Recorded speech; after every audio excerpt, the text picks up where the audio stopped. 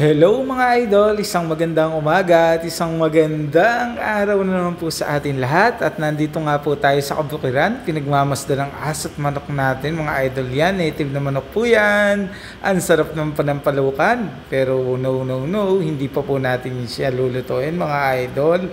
Pag-alagala muna po sila dyan mga idol.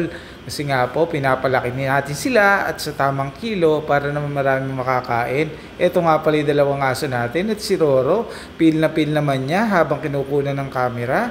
Ayan sila at nagtatakbuhan pa. Ang saya-saya naman talaga nila. Parang walang problema sa buhay. Aso nga, di ba? Kaya nga walang problema sa buhay. Kakain lang sila at maglalaro at makikipaghabulan mga idol. Ayan nga, di ba? Dire-diretso lang tayo. So nga pala mga idol, ang likodan ng aming bahay sa irrigation. Maraming nanguhuli ang isda rito.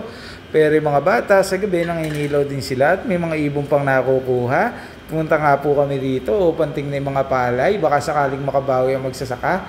Malapit na nga daw anihin yung gawi dito mga idol. At ayan nga si Mrs. nagpa-model-model pa siya. Sabi niya, kunang ko daw siyang parang model.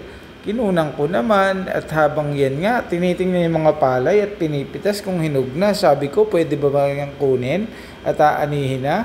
Ang sabi naman niya, pwede naman daw.